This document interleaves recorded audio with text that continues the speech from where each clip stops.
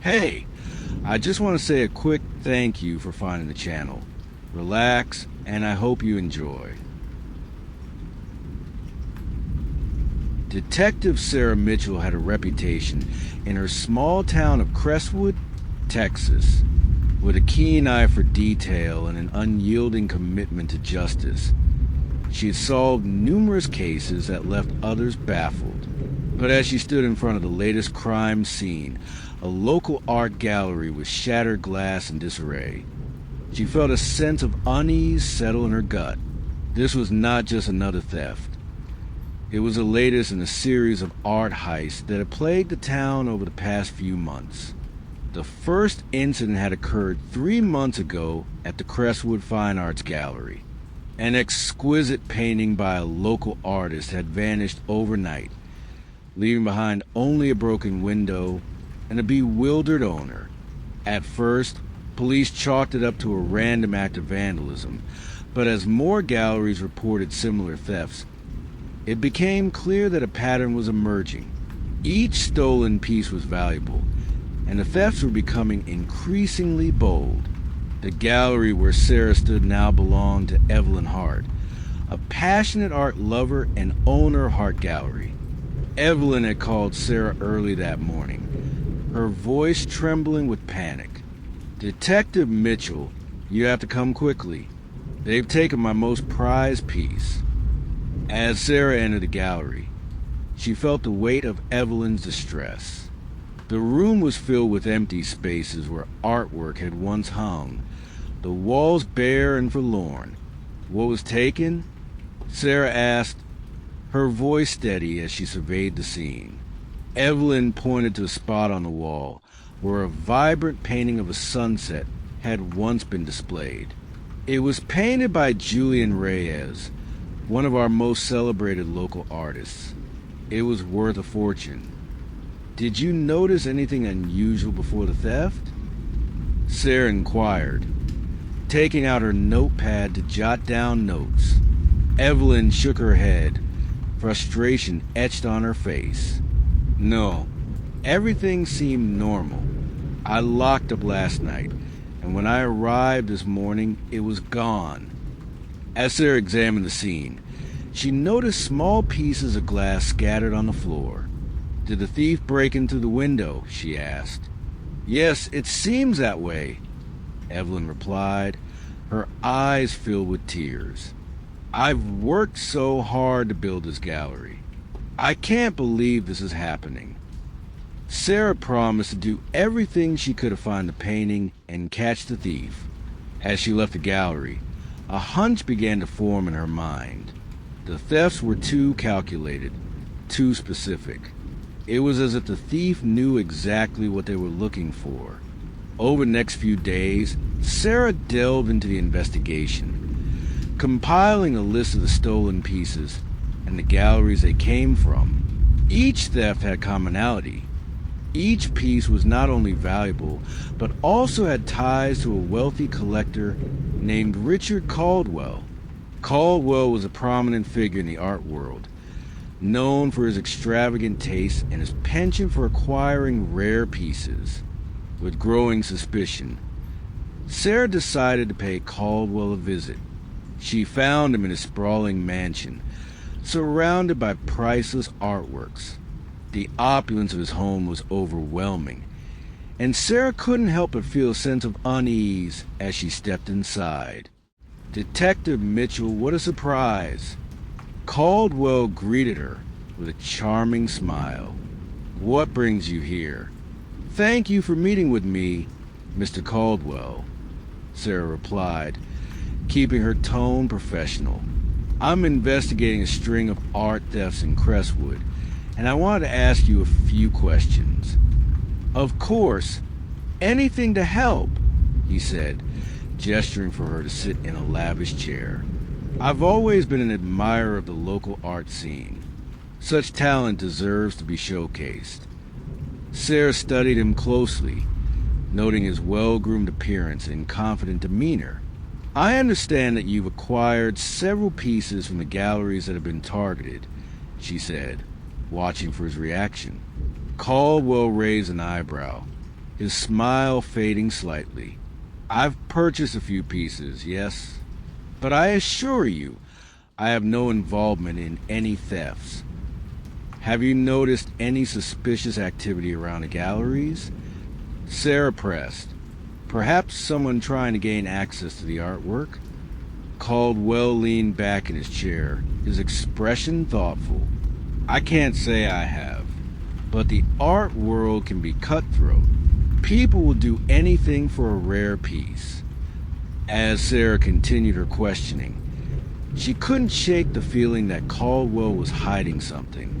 His charm felt rehearsed, and there was an air of arrogance about him that made her uneasy. After wrapping up a conversation, she left his mansion with a sense of foreboding. In the days that followed, she investigated further, speaking with gallery owners and artists. Several of them mentioned that Caldwell often expressed interest in their work, sometimes approaching them before pieces even went on display. This behavior made Sarah suspicious. Could Caldwell be using his wealth to manipulate the art scene for his benefit? Determined to gather more evidence, Sarah enlisted the help of her partner, Detective Mark Thompson. They began to surveil Caldwell's movements, hoping to catch him in the act. Their diligence paid off when they spotted Caldwell meeting with a known art thief at a local coffee shop. "Looks like the pieces are starting to come together," Mark said, his eyes glued to the scene unfolding before them. "We need to get closer." They discreetly approached the coffee shop and listened in on the conversation. Caldwell was discussing a recent theft with a thief who had a reputation for dealing in stolen art. "Once it's in my hands, I'll take care of it," Caldwell said, his tone smooth and confident.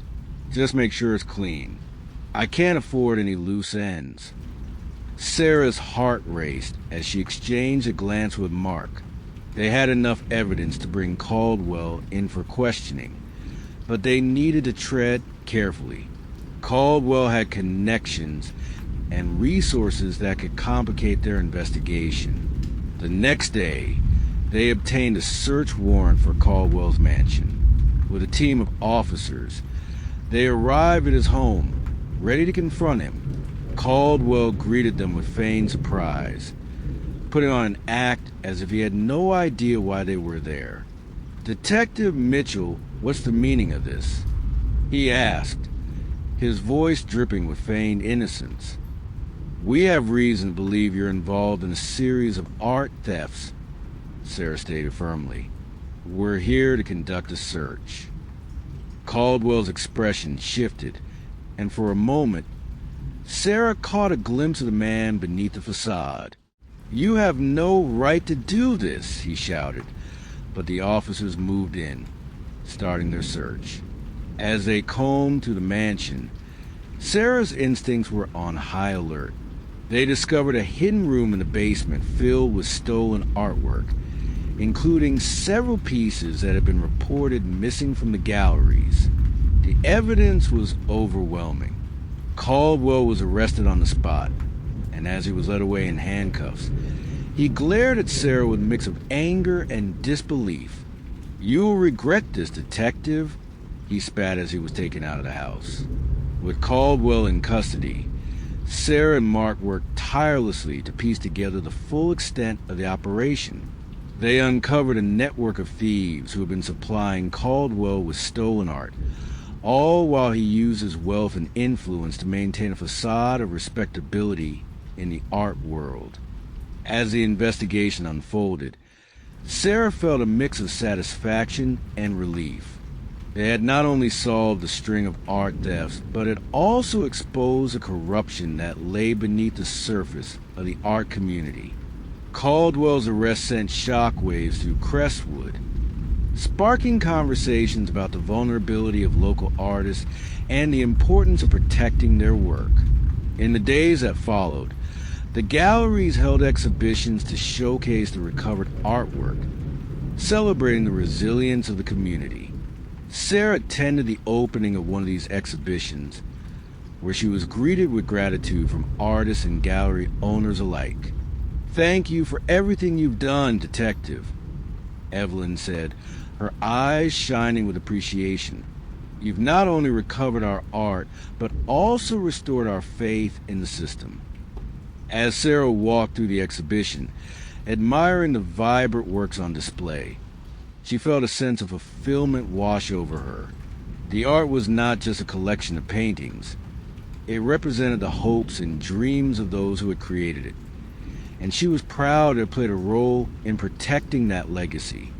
But as she stood there, surrounded by the beauty of the art and the warmth of community, Sarah couldn't shake the feeling that this was only the beginning. The world of art was vast and complex, filled with both beauty and darkness. There would always be new mysteries to unravel, new stories to uncover. In the months that followed, she continued her work, investigating other cases and helping to strengthen the community's ties to the arts. She also maintained contact with the artists she had met during the investigation, encouraging them to share their stories and protect their work. As she prepared to leave the exhibition that evening, she felt a sense of purpose and a renewed desire to seek out the truth, no matter where it led her. The world of crime might be fraught with challenges, but she was determined to face them head-on, armed with the knowledge that justice could prevail. The case of the USS Cyclops had come to a close, but Sarah knew that her journey as a detective was far from over. The art of deception would always exist, but so would the art of uncovering the truth, a truth she was committed to pursuing with unwavering resolve.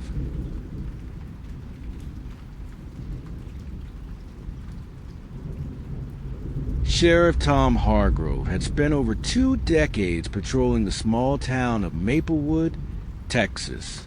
Known for its close-knit community and charming Main Street, Maplewood was the kind of place where everyone knew each other, and crime was often a distant concern.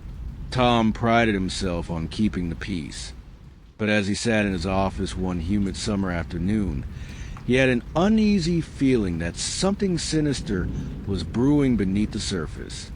It was a quiet day, too quiet, in fact. The usual chatter in the station was replaced by an unsettling silence, broken only by the distant chirping of cicadas outside. Tom leaned back in his chair, his eyes drifting to the bulletin board cluttered with missing person reports and community events. It was then that he noticed a flyer for a local fundraiser, promoting a charity event for the town's youth center.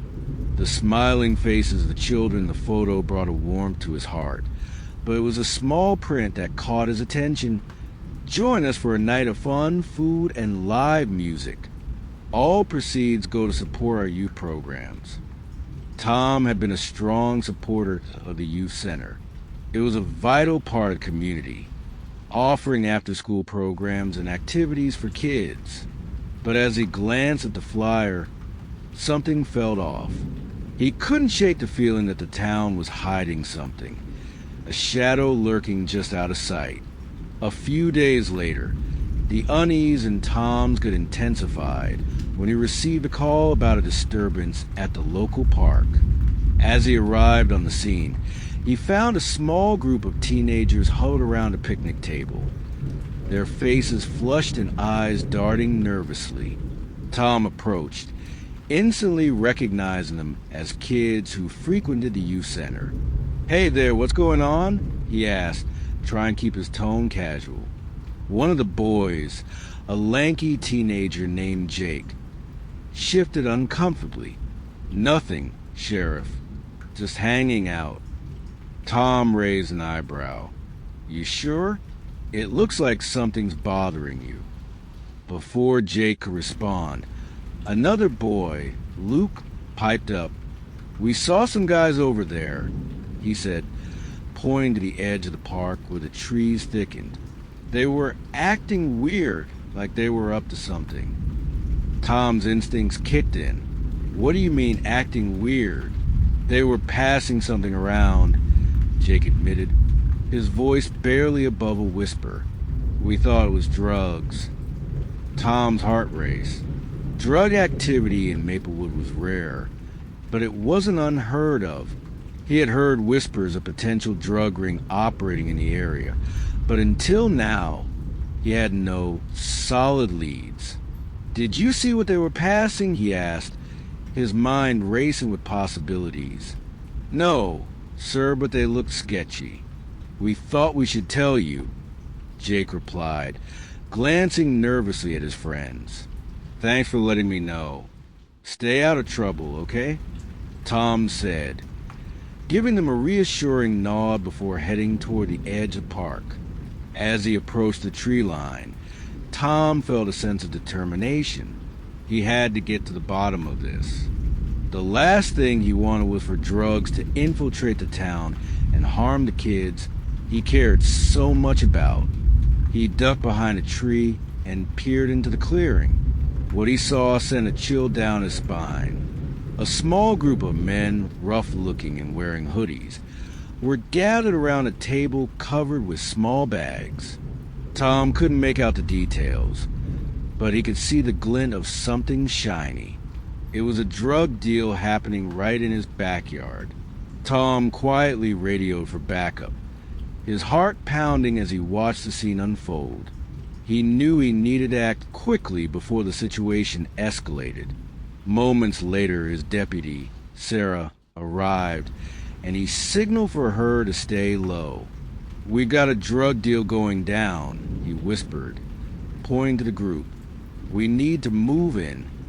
Sarah nodded, her expression serious.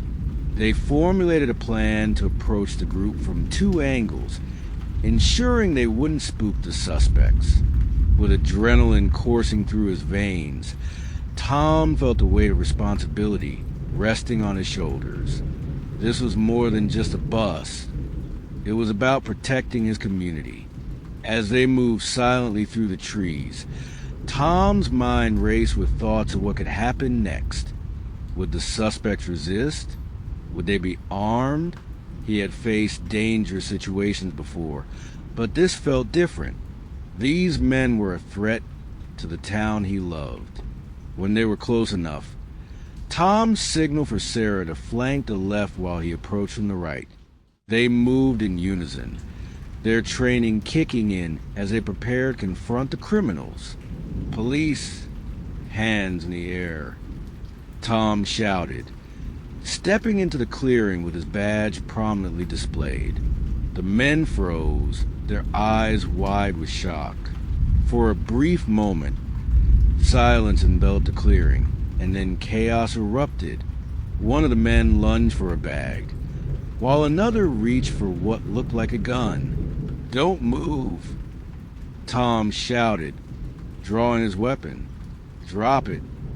The men hesitated, fear etched on their faces as they assessed their options.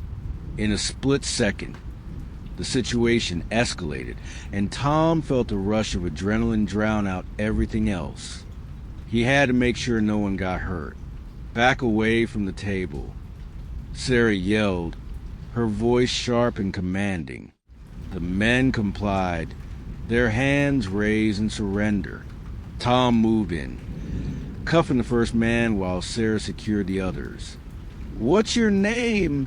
he demanded, glancing at the man he had apprehended. "Derek," he muttered, his voice shaky. "We weren't doing anything wrong." "Right," Tom replied skeptically, motioning for Sarah to check the table. She glanced at the bags and quickly confirmed what they contained. "Looks like they're selling meth," she said, her brow furrowing. "This is bigger than we thought." As they secured the scene and called for additional backup, Tom felt a mix of relief and determination. He had uncovered something that had been hiding in plain sight, and he was determined to follow the trail wherever it led. In the days that followed, Tom and his team worked tirelessly to investigate the operation. They gathered evidence, interviewed witnesses, and pieced together connections between the men they had arrested and a larger network of drug distribution. The investigation revealed that the group had deep ties to a more extensive drug ring operating out of a neighboring town. They had been using Maplewood as a distribution point, taking advantage of its small-town charm to mask their activities. Tom couldn't shake the feeling that he was just scratching the surface of a much larger problem. One evening, as he reviewed the evidence gathered so far, Tom received a call from Sarah. "Sheriff, you need to see this," she said, urgency in her voice. "I'm on my way," Tom replied, grabbing his keys and heading out the door. When he arrived at the station, Sarah was waiting for him, her laptop open and a look of determination on her face. "I dug into Derek's background," she explained, pulling up a series of documents. "He's linked to a guy named Marco Ramirez, big player in the drug trade." "Ramirez," Tom repeated, his mind racing. He had heard the name in passing during previous investigations, but hadn't connected it to this case. "What do we know about him?" "Not much, but he's known for being ruthless. He's been in and out of prison for years, but he always manages to slip through the cracks," Sarah said, her fingers flying across the keyboard. "We need to find out where he's operating from." Tom felt a surge of determination. They needed to take down Ramirez and his operation to protect their town. "Let's set up surveillance on Derek's known associates," he said, formulating a plan. "If we can get close to Ramirez, we might be able to gather enough evidence to bring him down." Over the next few weeks, Tom and Sarah worked tirelessly, conducting surveillance and gathering intelligence. They followed leads, interviewed informants, and slowly built a case against the drug ring. The more they learned, the more they realized just how deep the operation ran. But as the investigation progressed, the stakes grew higher. Tom began receiving anonymous threats, warning him to back off. He brushed them off at first, but the tension in the air was palpable. He knew they were onto something significant, but the danger was very real. One evening, as Tom was leaving the station, he noticed a shadowy figure lingering near the entrance. His instincts kicked in, and he approached cautiously, his hand resting near his weapon. "Can I help you?" he called out, eyeing the figure warily. The figure stepped into the light, revealing a young woman with fear in her eyes. "Sheriff Hargrove, you need to listen to me," she said breathlessly. "I know about the drug ring. I can help you." Tom studied her carefully, unsure of her intentions. "What's your name?" "Emily," she replied, her voice shaking. "I've been involved with them, but I want out. They're dangerous, and I know where they're hiding." Tom felt a surge of hope. If Emily could provide valuable information, it could be the breakthrough they needed. "Okay, let's talk," he said, motioning for her to follow him inside. As they settled into his office, Emily revealed the details of the operation. She explained how she had become involved with the drug ring, initially drawn in by promises of easy money. "But it's not worth it," she said, tears welling in her eyes. "They'll do anything to protect their operation, even hurt people." Tom listened intently, taking notes and asking questions. Emily described a warehouse on the outskirts of town, where they stored their supplies and conducted transactions.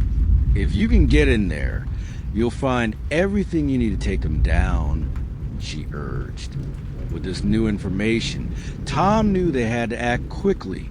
He coordinated a plan with Sarah and the team to conduct a raid on the warehouse. They gathered all the evidence they had, preparing to take down the drug ring once and for all. On the day of the operation, the atmosphere was tense. Tom and his team arrived at the warehouse, their hearts pounding with anticipation. They had trained for this moment. but the reality of the situation weighed heavily on them. They were about to confront dangerous criminals who had proven they were willing to fight back. "Stay sharp, everyone," Tom instructed, his voice steady. "We go in fast and secure the area. No one gets hurt if we can help it." As they approached the warehouse, Tom felt a surge of adrenaline. This was it. They were about to uncover the heart of the drug operation that had been hiding in plain sight. With a signal from Tom, the team moved in.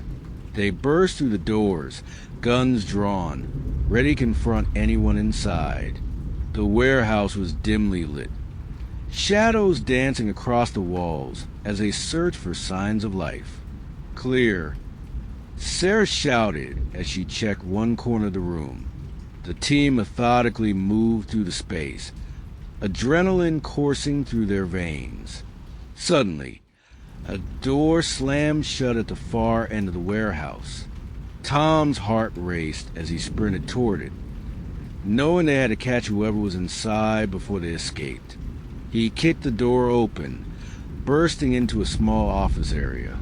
Inside, he found a group of men gathered around a table, their expressions shifting from surprise to aggression. "Get down! Police!" Tom shouted, taking control of the situation. Chaos erupted as the men scrambled for weapons. Tom felt a rush of adrenaline as he aimed his weapon at the nearest suspect, a tough-looking man with a scar across his cheek. "Drop it." The standoff was tense, but Tom's team moved in quickly, securing the men and ensuring there were no further threats. Within moments, they had the suspects in handcuffs, the warehouse filled with the sounds of their heavy breathing. As they processed the scene, Tom felt a sense of triumph. They had dismantled the operation, and the evidence they gathered would be crucial in bringing down the entire network. It was a significant victory for Maplewood, a testament to the strength of the community. In the days that followed, as the news spread through town, Tom received an outpouring of support from residents. People thanked him for his dedication and commitment to keeping their community safe. The feeling of gratitude was overwhelming, reinforcing his belief in the importance of his work. But as the dust settled, Tom knew this was only the beginning.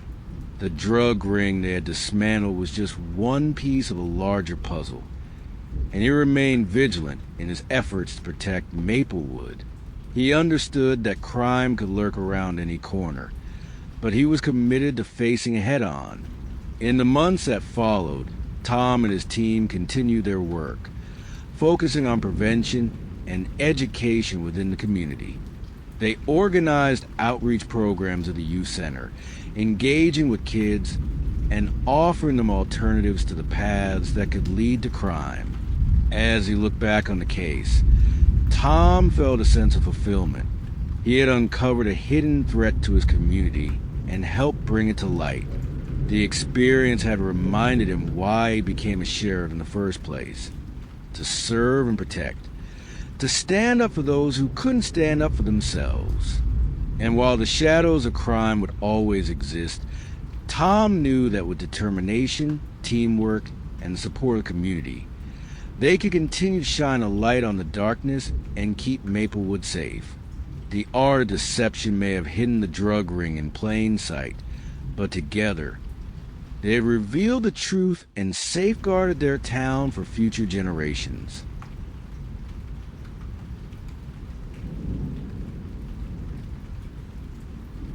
Told her to wait, to give it a little more time, but Claire's instincts told her something was terribly wrong. On the fourth day, Claire decided she couldn't wait any longer. She needed to find out what had happened to Mark. With her heart pounding, she gathered his belongings and began searching for clues. She rifled through drawers, examined his desk, and opened cabinets, desperate for any sign of him. It was while going through his desk that she stumbled upon a locked drawer. She hesitated for a moment, uncertainty washing over her. Was it wrong to pry? But the fear of losing Mark pushed her to take action. She grabbed a hairpin from her own hair and, with trembling hands, picked the lock. The drawer creaked open, revealing a collection of papers and envelopes. Claire sifted through the contents, her heart racing. Most of the documents were mundane bank statements, receipts, and work-related papers. But then something caught her eye, a series of emails printed out, each one more alarming than the last. They detailed exchanges between Mark and an unknown individual named Jay. The messages hinted at a different life, one filled with transactions and promises that raise more questions than answers. Meet me at the usual place. One email read, "The shipment goes out tonight, don't be late." Claire's mind raced. What shipment? What was her husband involved in? She felt a mix of disbelief and dread as she continued reading. The emails hinted at something illegal, drugs, perhaps, but the details were vague, leaving her with more questions than answers, her heart racing. Claire quickly gathered the papers and decided to confront Mark's closest friend, Jake. He was a reliable source of information, and if anyone knew what was happening, it would be him. She grabbed her keys and headed out the door, her mind racing with possibilities. When she arrived at Jake's apartment, she knocked frantically until he opened the door. "Claire, what's going on?" he asked. Concern etched across his face. "Is Mark here? I need to talk to you," she exclaimed, stepping inside. Jake's expression faltered. "No, he's still missing." "Have you heard anything?" Claire took a deep breath. Try and keep her emotions in check. "I found some emails that suggest he's involved in something. Something illegal." Jake's eyes widened as she handed him the printed emails. He scanned the contents quickly, his brow furrowing deeper with each line. "This doesn't make sense," he said, shaking his head. "Mark wouldn't do this."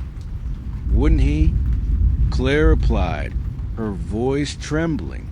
"He's been acting strange for weeks, and now he's gone. I need to know where he is, and I need your help." "I'll help you," Jake said, his tone resolute. "Let's figure this out together." The two of them spent the next few hours piecing together what they knew about Mark's life. They reached out to his colleagues, hoping someone had seen him or noticed something unusual. They combed through social media accounts, searching for any clues that might lead them to his whereabouts. As the night wore on, Claire felt a growing sense of despair. The more they searched, the more it seemed as if Mark had vanished without a trace. It wasn't until they stumbled upon an old acquaintance of Mark's from high school, a man named Tony, that they got a lead worth pursuing. Tony runs with a rough crowd these days. Jake warned as they drove to meet him the following day. "Be careful, Claire. I don't want you getting involved in anything dangerous." Claire nodded, determination coursing through her veins. She needed answers, and she was willing to confront whatever she had to in order to find Mark. They met Tony at a dingy bar on the outskirts of town. The place reeked of stale beer and cigarette smoke, and Claire felt a chill run down her spine as they approached the bar. Tony was seated at a booth, his demeanor relaxed, but Claire could sense an underlying tension. "Hey, it's been a while," Tony said, raising his glass in greeting. "What brings you two here? Have you seen Mark?" Claire asked, cutting straight to the point. "He's been missing for a few days, and I found some emails suggesting he's involved in something illegal." Tony's expression shifted, a flicker of recognition passing across his face. "Mark? Yeah, I've seen him around." He's been hanging out with some guys lately. Guys you probably don't want to mess with. What do you mean? Claire pressed, leaning in closer. Is he in trouble? Let's just say he's got himself tied up with a group that deals in some shady business, Tony replied, lowering his voice. I heard they're moving drugs through town. If he's in with them, it could be bad news. Claire's heart sank. Do you know where I can find them? Tony hesitated, glancing around the bar as if to ensure no one was listening. I don't know the specifics, but I can give you a name, Rico. He's the one Mark was dealing with. If you want to find out more, he's usually at a garage on the edge of town. With this new lead, Claire felt a surge of determination. Thank you, Tony. I need to find Mark.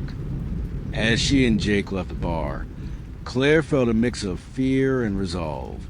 They drove to the garage, an unassuming building that seemed to blend into the surrounding landscape. The air was thick with tension as they parked outside, the sound of their engine echoing in the stillness. Are you sure you want to do this? Jake asked, concern etched across his face. We don't know what we're walking into. I have to, Claire replied, her voice steady. I need to find out what's happening. They approached the garage, the sound of music and laughter drifting from inside. Claire's heart raced as she pushed the door open, stepping into the dimly lit space. The atmosphere was charged with an unsettling energy, and she felt the weight of eyes upon her. Inside, a group of rough-looking men lounged around, their demeanor relaxed but watchful. At the center of the room, Claire spotted Rico, a stocky man with a shaved head, leaning against a workbench, surrounded by boxes. Can I help you? Rico asked, his tone casual but his eyes narrowing as he took in Claire and Jake. I'm looking for Mark Adams, Claire said, trying to keep her voice steady. I need to talk to him. Rico's expression hardened. Mark's not here. You should leave.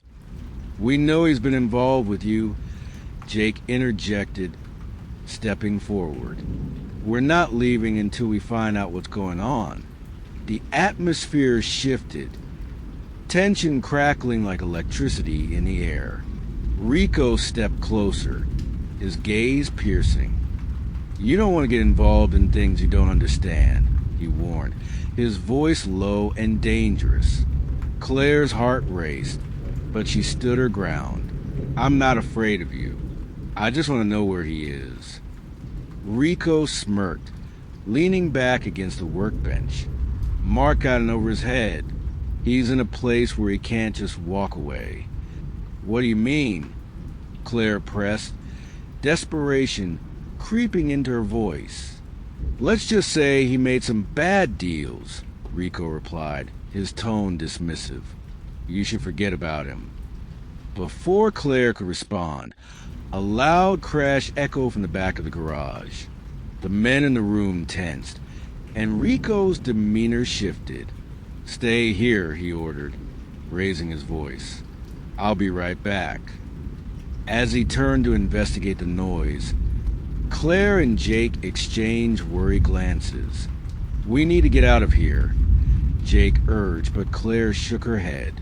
No, we can't leave without knowing what's happening, she insisted. We have to find Mark. As they waited, Claire felt her heart pounding in her chest. The situation was escalating, and she knew they were running out of time. She scanned the room, searching for any sign of Mark, but the tension in the air made it hard to think clearly. Suddenly, Rico returned, his expression dark. You two need to leave. Now! Before they could react, the sound of sirens blared outside the garage. A surge of panic coursed through Claire as she realized the police were closing in. We have to go, Jake shouted, grabbing her arm. They bolted for the exit, pushing through the crowd of startled men as chaos erupted around them. The sirens grew louder, and Claire felt a mix of fear and adrenaline as they dodged through the garage, desperate to escape. As they burst into the night, the flashing lights of police cars illuminated the area. Officers shouted commands, and Claire's heart raced as they sprinted toward their car. They barely made it inside before the sound of footsteps echoed behind them. "Go! Go!" Jake yelled, slamming the door shut as Claire fumbled with the keys. The engine roared to life just as the first officer approached, raising his weapon and shouting for them to stop.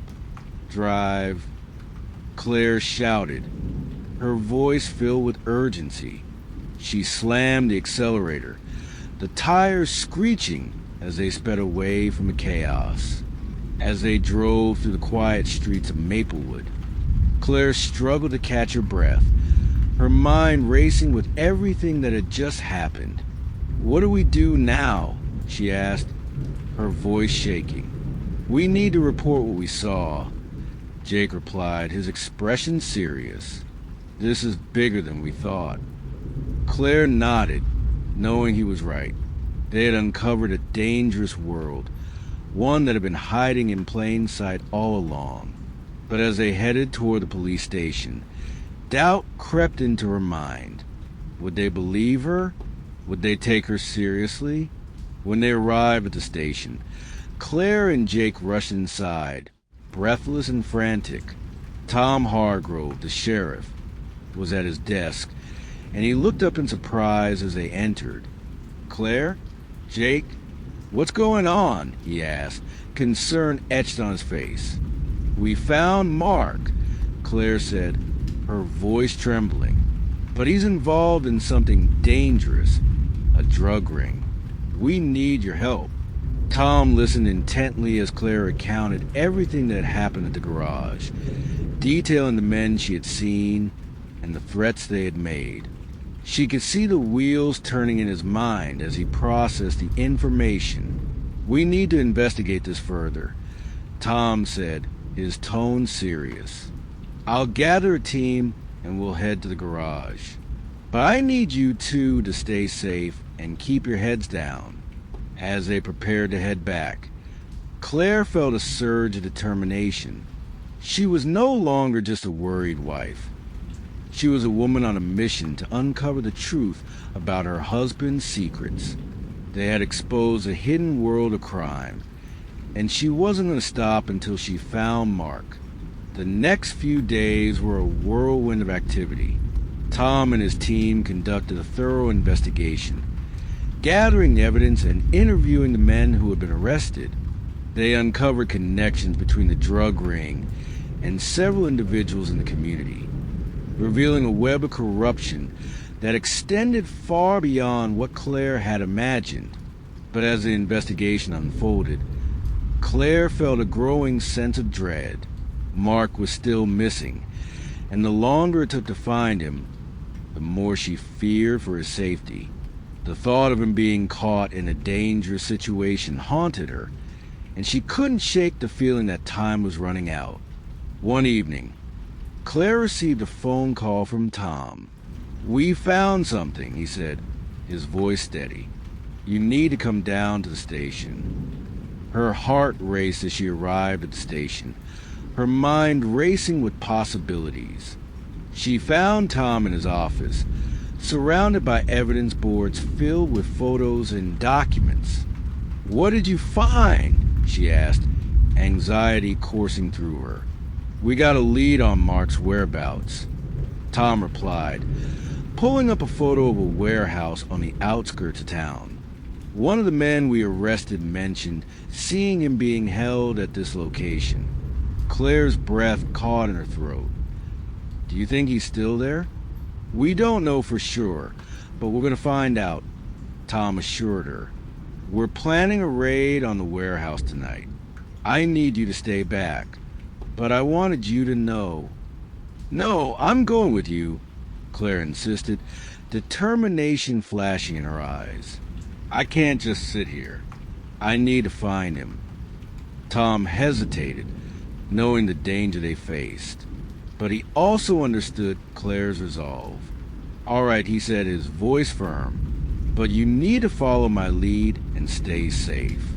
As they prepared for the raid, Claire felt a mix of fear and hope. This was her chance to find Mark, to bring him home. The thought of confronting the men who had taken him sent a shiver down her spine, but she couldn't back down now. When they arrived at the warehouse, the atmosphere was tense with anticipation. Officers surrounded the building, their expressions focused and serious. Tom briefed the team, outlining their plan and emphasizing the importance of caution. As they moved in, Claire's heart raced. She felt a surge of adrenaline as they approached the entrance. Her mind focused on one thing: finding Mark. The officers breached the door, and the scene inside was chaotic. The dimly lit space was filled with crates and boxes, and the air was thick with tension. As they moved to the warehouse, Claire felt a mix of fear and determination. "Mark!" she called out, her voice echoing through the space. "Where are you?" Suddenly, a voice responded from the shadows. "Claire." Her heart leaped at the sound. "Mark!" She dashed toward the voice, her heart pounding in her chest. As she rounded a corner, she spotted him, disheveled and bruised, but alive. "Claire!" Mark exclaimed, relief flooding his face. "You shouldn't be here." Ignoring his warning, she rushed to him, tears streaming down her cheeks. "I was so worried. I thought I'd lost you." Before they could embrace, the sound of footsteps interrupted them. Tom and his team moved in, apprehending the men who had been hiding in the warehouse. Claire felt a surge of relief as she watched them take the criminals into custody. "Are you okay?" Mark asked. Concern etched on his face as he took in her appearance. "I'm fine," she replied, her voice trembling with emotion. "But what happened? You need to tell me everything."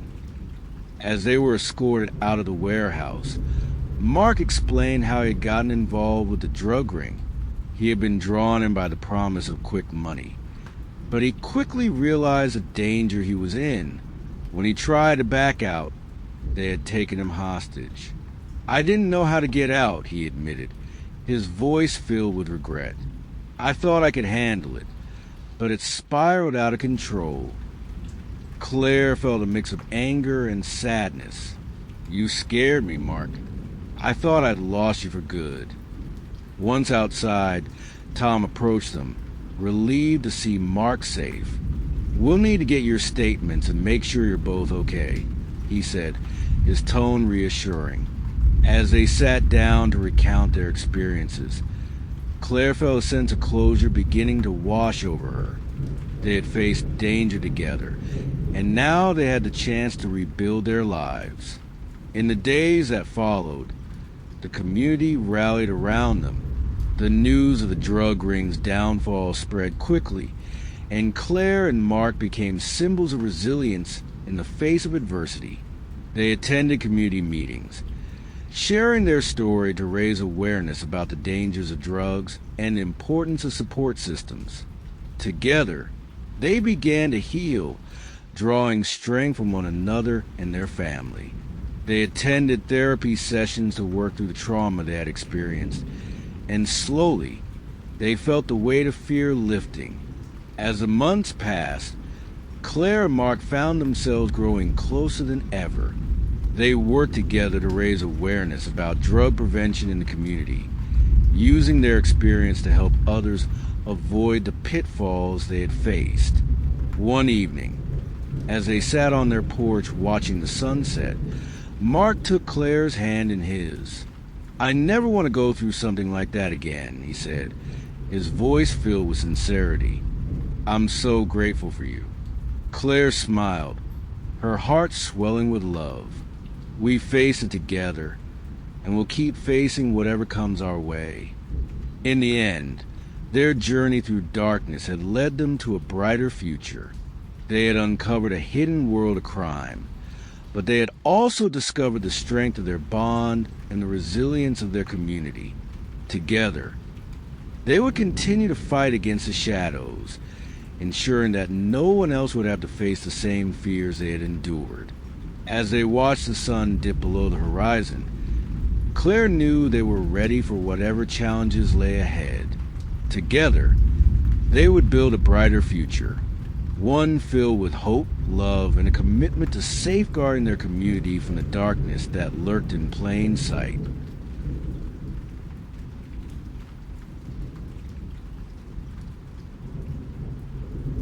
The prison gates clanged shut behind Marcus Mark Thompson, the sound echoing in his ears like the final notes of a death knell after serving 5 long years for a crime he didn't commit. He stepped out into the sunlight, squinting as he took a deep breath of freedom. The world outside was vibrant and alive, but for Mark, it felt foreign and suffocating. He had been wrongfully convicted of armed robbery, an event he could hardly remember, trapped in a haze of betrayal and despair. It had all started with a late-night convenience store heist that left a clerk injured and a community in shock. Mark had been in the wrong place at the wrong time, but the evidence stacked against him was damning. Eyewitness accounts, fingerprints on the scene, and a confession from a gang member who had turned on him. The gang, known as the Iron Serpents, had been operating in the shadows of his neighborhood, and their influence had corrupted everything. They had framed him to cover their tracks, knowing that Mark had been a loose end in their operations. Now, as he walked away from the prison, the weight of his unjust imprisonment settled heavily on his shoulders, igniting a fire within him. Mark had spent his time in prison plotting his revenge. He had studied the gang's operations and connections while behind bars, and now that he was free, he was determined to take them down. He knew he couldn't do it alone. He needed allies and a plan. First, he had to find out who was still in the gang and who might be willing to help him. Mark's first stop was the old neighborhood diner, a place he had frequented as a teenager. It was a nostalgic reminder of simpler times, and he hoped he might find someone there who could help him reconnect with the community. As he entered the diner, the familiar smell of coffee and fried food wafted through the air, bringing back memories of laughter and friendship. "Hey, Mark," called out the waitress, an older woman named Betty. Her face lit up with recognition. "I never thought I'd see you again. How are you holding up?" "Just got out," he replied, forcing a smile. "It's good to be back." Betty looked at him with concern. "I heard what happened. Honey, it's a damn shame. You didn't deserve it." "Thanks, Betty," he said, his heart heavy. "I'm looking for some information about the Iron Serpents. I need to know what's going on with them." Betty's expression shifted, a shadow crossing her face. "You're not thinking of getting involved with them, are you?" "Those boys are trouble, Mark.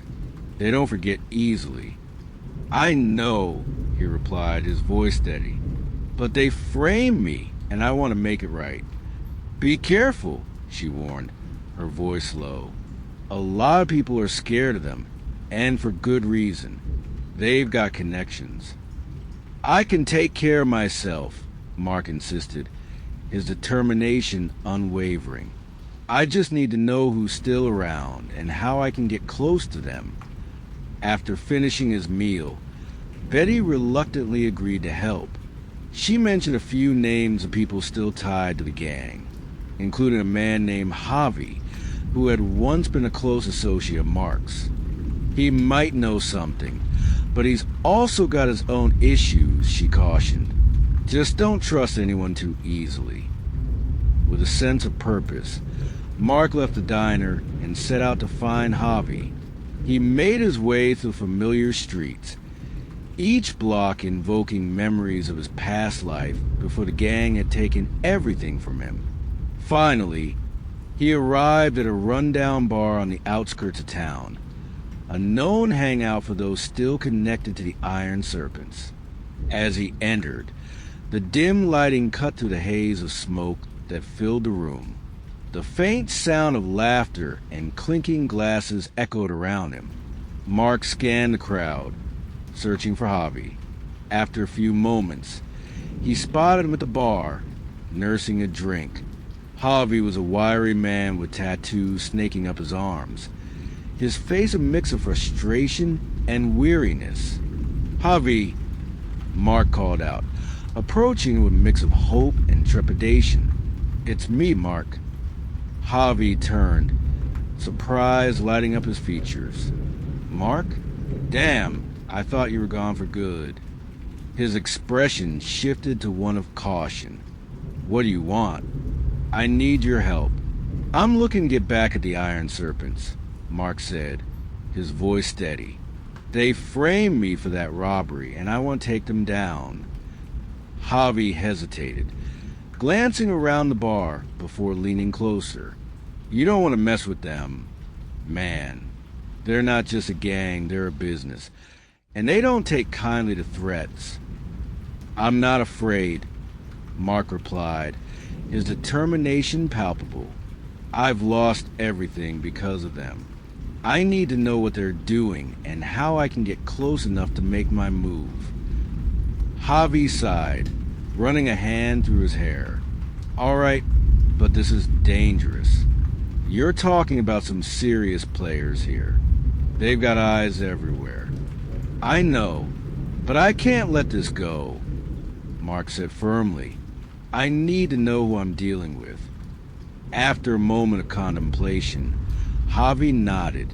"Okay, I'll help you. But you need to be smart about this. We'll gather some intel before you make any moves." Over the next few weeks, Mark and Javi worked together, gathering information on the Iron Serpent's operations. They followed leads, attended parties, and met with shady characters who could provide insight into the gang's inner workings. Mark felt the adrenaline coursing through his veins as they got closer to uncovering the truth. As they dug deeper, they learned that the gang was involved in more than just drug trafficking. They were also connected to human trafficking and extortion. The Iron Serpents had their hands in every illegal activity imaginable, and Mark knew that taking them down would require a meticulous plan. One evening, while they were at a bar, Mark overheard a conversation between two gang members discussing a shipment that was set to come in soon. "We need to make sure everything goes smoothly," one man said, his voice low. "If we lose this shipment, it'll be bad news for all of us." Mark exchanged a glance with Javi. "This could be our chance," he whispered. "If we can get close to that shipment, we can gather evidence against them." Javi nodded, his expression serious. "But we need to be careful. If they catch us, it'll be the end." They spent the next few days planning their approach, gathering information on the shipment's route and timing. When the day finally arrived, Mark felt a mix of excitement and fear. This was his opportunity to uncover the truth and seek revenge on those who had wronged him. As night fell, they positioned themselves near the warehouse where the shipment was set to arrive. The air was thick with tension, and Mark's heart raced as they waited for the gang to show up. He could feel the weight of the moment pressing down on him, knowing that this was a turning point in his quest for justice. Suddenly, headlights pierced the darkness, and a truck pulled up to the warehouse. Mark and Javi exchanged glances, adrenaline surging through their veins. "This is it," Mark whispered, his voice steady. They watched as several men exit the truck, unloading boxes and crates. Mark's heart pounded in his chest as he meticulously observed their movements, looking for any opportunity to gather evidence. But as they moved closer, they were suddenly caught off guard by a loud noise, an alarm blaring from the warehouse. Panic surged through Mark as he realized they had triggered a security system. "Run," Javi shouted, and they dashed away from the scene, adrenaline propelling them forward as they sprinted through the shadows. They managed to evade capture, but the close call left Mark shaken. The Iron Serpents were more organized than he had anticipated, and their reach extended farther than he had imagined. He knew he had to be smarter about his next moves. In the days that followed, Mark and Javi regrouped, analyzing what they had learned. They reached out to trusted allies who could help them gather more evidence without alerting the gang.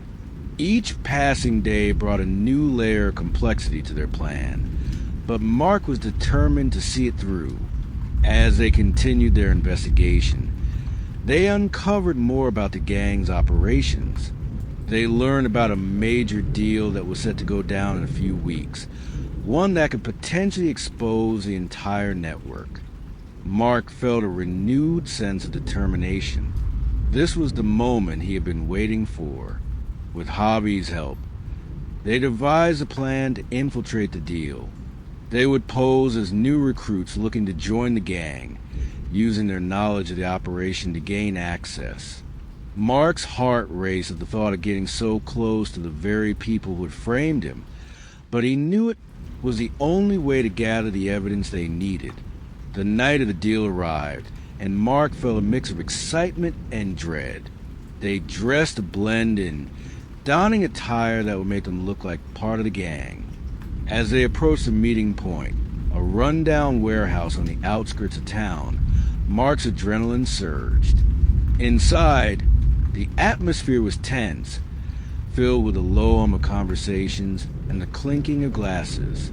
Mark and Javi exchanged glances, their hearts racing as they navigated through the crowd. They spotted several familiar faces, members of the Iron Serpents, deep in discussion about the upcoming deal. "Stick close," Javi whispered, keeping an eye on their surroundings. "We need to gather as much information as we can." Mark nodded, scanning the room for any signs of opportunity. As the evening progressed, he learned about the shipment's details, what was being transported, who was involved, and the potential profits. The more he heard, the more determined he became to take them down. But just as they were about to gather crucial evidence, the atmosphere shifted. A figure emerged from the shadows, Rico, the gang leader. Mark's heart sank as he recognized him, the man responsible for framing him and ruining his life. Rico commanded the room's attention, his presence imposing. "Tonight, we're making big moves," he announced, his voice dripping with confidence. "This shipment will secure our place at the top." As Rico spoke, Mark and Javi exchanged worried glances. This was their moment, but it felt more dangerous than ever. They needed to act fast before things spiraled out of control. Suddenly, the tension in the room escalated as a commotion broke out at the back of the warehouse. Mark's instincts kicked in, and he knew they had to seize the opportunity. "Now!" he whispered urgently to Javi. They moved swiftly through the crowd, ducking behind crates and blending in with the chaos. Mark's heart raced as he approached the area where the shipment was being unloaded, adrenaline driving him forward. Just as they reached the crates, a loud crash echoed through the warehouse. Panic erupted as people scrambled for cover, and Mark seized a moment to grab his phone, capturing video evidence of the operation. "Let's go," Javi shouted, urgency in his voice as they slipped away from the scene. They darted toward the exit, adrenaline coursing through their veins as they made their escape. They managed to get outside, but as they reached the street, Mark felt a sense of dread wash over him. They had exposed the gang's operations, but they were still in danger. The Iron Serpents wouldn't take kindly to their interference. As they made their way back to Mark's apartment, he couldn't shake the feeling that they were being watched. The streets felt different, more ominous, and he knew they needed to stay alert. "Did you get everything you needed?" Javi asked, glancing around nervously. "Yeah, but we need to be careful. They'll come after us," Mark replied, his mind racing with possibilities. "We need to get this evidence to the police before it's too late." When they reached the apartment, they immediately began compiling the evidence they had gathered. Mark felt a mixture of fear and determination as he prepared to present everything to the authorities. This was their chance to finally bring down the Iron Serpents and clear his name. The next morning, they headed to the police station, their hearts pounding as they stepped inside. Mark approached the front desk, his hands trembling slightly as he explained the situation. "I need to speak to Sheriff Hargrove," he said, urgency in his voice. "It's about the Iron Serpents. I have evidence of their operations." The officer on duty raised an eyebrow, clearly skeptical. "You're the same Mark Thompson who was convicted, right?" "Yes, but I'm innocent," Mark insisted, frustration bubbling up. "I was framed and I have proof. Please, I need to talk to the sheriff." After a few tense moments, the officer reluctantly agreed to take them back to the sheriff's office. As they entered, Sheriff Hargrove looked up from his desk, surprise etched on his face. "Mark Thompson," he said, his tone cautious. "What brings you in today?" "I have information about the Iron Serpents," Mark replied, urgency in his voice. "I've gathered evidence that could help take them down." Hargrove's expression shifted to one of curiosity as he gestured for them to sit down. "All right, I'm listening." Mark explained everything he had learned, detailing the shipment, the gang's operations, and the evidence they had gathered. As he spoke, he could see Hargrove processing the information, his expression growing more serious.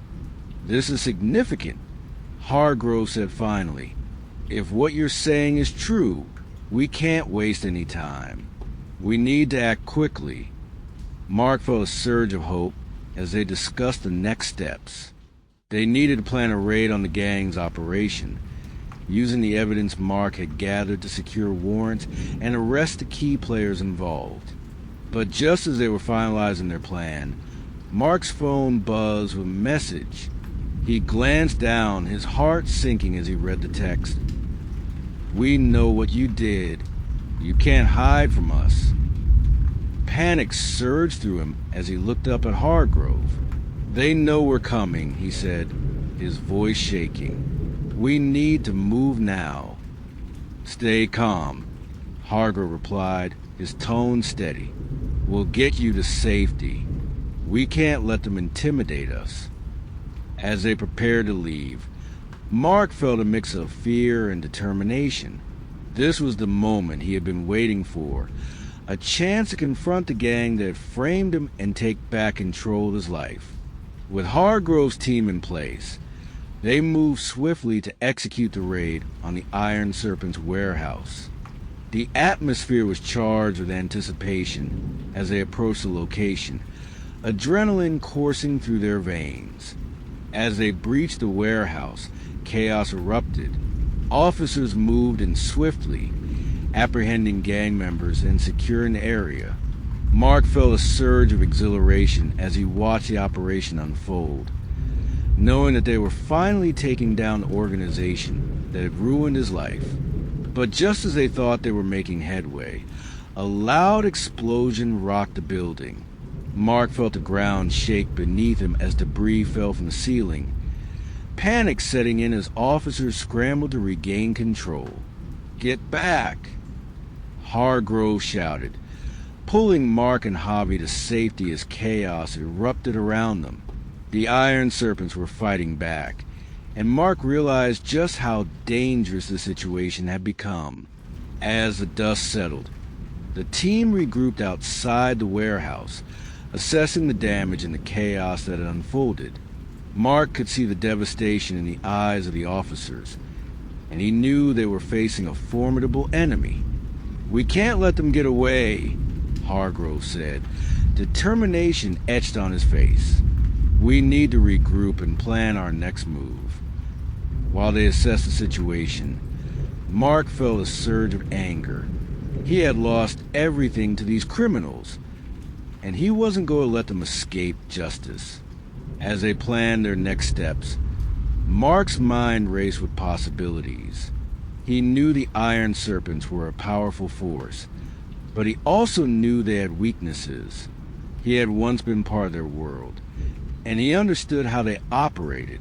In the days that followed, the police continued their investigation, gathering evidence and making arrests. Mark worked closely with Hargrove, providing insight into the gang's operations and helping to build a case against them. But despite their efforts, the Iron Serpents continued to elude them, slipping through their fingers like smoke. Each time they thought they had a lead, it would vanish, and Mark felt the weight of frustration pressing down on him. Then one night, as Mark was going through old contacts from his time with the gang, he received an unexpected call from Javi. "I have a lead," Javi said, his voice urgent. "I heard they're planning something big, and I think we can catch them in the act." Mark felt a surge of hope. Were they meeting? "A warehouse on the east side of town. I don't have all the details, but I know they're moving a shipment," Javi replied. "We need to go now." With adrenaline coursing through his veins, Mark contacted Hargrove, who quickly assembled a team to move in on the location. They arrived at the warehouse, the air thick with tension as they prepared to confront the Iron Serpents once and for all. As they approached the building, Mark felt a mix of fear and determination. This was his chance to finally confront the gang that had framed him and take back control of his life. "Stay sharp," Hargrove instructed, his voice steady. "We're going in."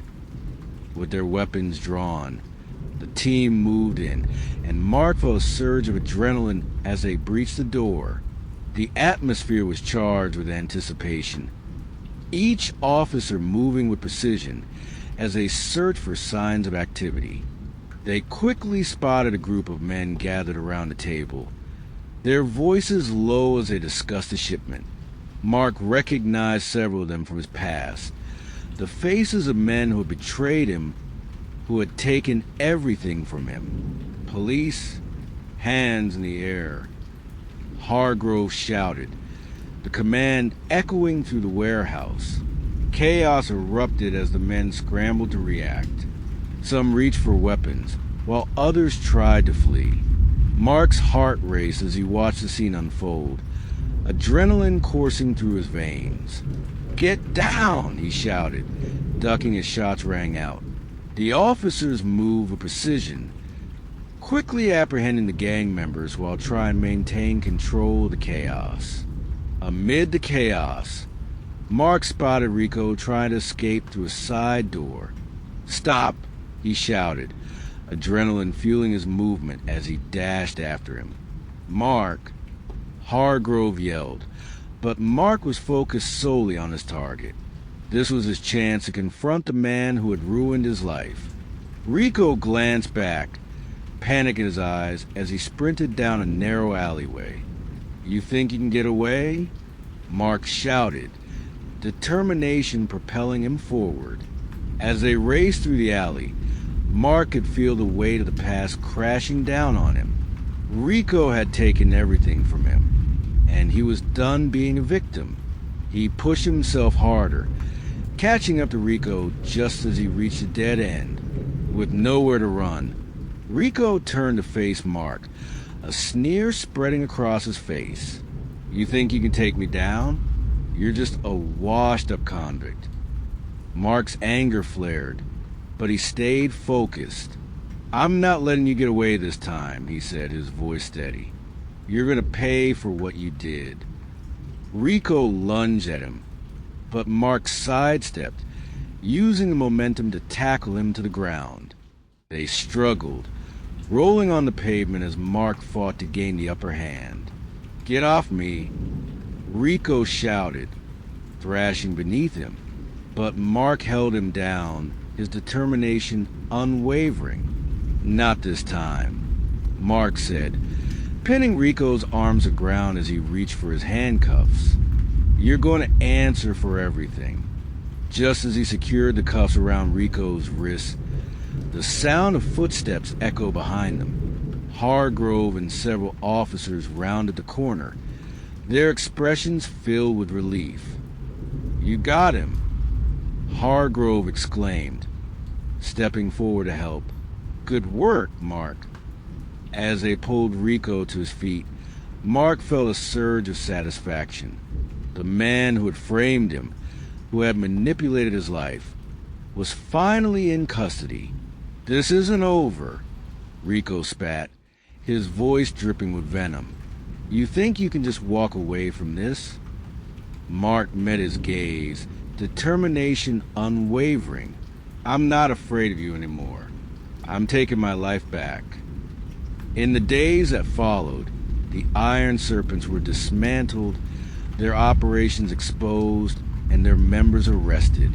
Mark's testimony played a crucial role in building the case against them, and he felt a sense of justice as he watched the gang members being led away in handcuffs. But the victory came with its own set of challenges. While Mark had been vindicated, the scars of his past remained. He had lost years of his life to a wrongful conviction, and the journey to rebuild his life will be long and arduous. With the support of Hargrove and the community, Mark began to focus on his future. He sought counseling to help process the trauma he had experienced, and he worked to rebuild his relationships with friends and family. As he navigated the challenges of re-entry into society, he also became an advocate for criminal justice reform. Mark partnered with local organizations to raise awareness about wrongful convictions and the impact of gang violence on communities. One evening, as he spoke at a community event, he felt a sense of purpose wash over him. "We need to stand together against the darkness," he urged the crowd. "We must fight for justice and support one another in our journey to healing." The audience responded with applause, and Mark felt a renewed sense of hope. He had transformed his pain into a powerful message, and he was determined to make a difference in the lives of others. As he looked out at the faces in the crowd, he realized that he was no longer defined by his past. He had faced the darkness and emerged stronger, ready to embrace a future filled with possibility. And while the scars of his experience would always remain, he knew that he had the strength to overcome anything life threw his way. In the end, Mark's journey was one of redemption and resilience. He had uncovered the truth, sought revenge against those who had wronged him, and emerged as a beacon of hope for others facing similar struggles. The road ahead would be challenging, but with determination and the support of his community, he was ready to forge a new path, one that led to healing, justice, and a brighter future. The air was thick with salt and mystery as journalist Emma Carter stepped off the bus in the small coastal town of Hawthorne Bay. The sun hung low in the sky, casting a golden hue over the quaint buildings lining the harbor. It was a picturesque setting, but beneath its charming facade lay a darkness that had captured Emma's attention and drawn her here. For months, she had been following a series of mysterious disappearances that had plagued Hawthorne Bay. The town, known for its stunning beaches and tight-knit community, had been shaken to its core by the inexplicable vanishings of several residents. Each case had been met with frustration and confusion, with no leads and no answers. Emma knew she needed to dig deeper. As she made her way toward the local diner, a hub of information and gossip, she couldn't shake the feeling that something sinister was lurking beneath the surface. The locals were tight-lipped, hesitant to discuss the disappearances, which only fueled her curiosity. Emma was determined to uncover the truth, no matter the cost. The diner was a cozy establishment, filled with the aroma of freshly brewed coffee and the sound of clinking dishes. Emma took a seat at the counter and ordered a cup of coffee. As she sipped, she observed the patrons around her, hoping to catch snippets of conversation that might lead her to the information she sought. "Did you hear about another one?" a woman whispered to her companion, her voice low and conspiratorial. Emma leaned in slightly, her heart racing. "Another disappearance?" she asked, trying to keep her tone casual. The woman nodded, glancing around as if to ensure they weren't overheard. "Last week it was Tom. Just vanished without a trace. No one knows what happened." Emma's mind raced as she scribbled down notes. Tom was a well-known fisherman in the community, and his disappearance would have sent shockwaves through the town. "What do you think happened?" she pressed, wanting to extract as much information as possible.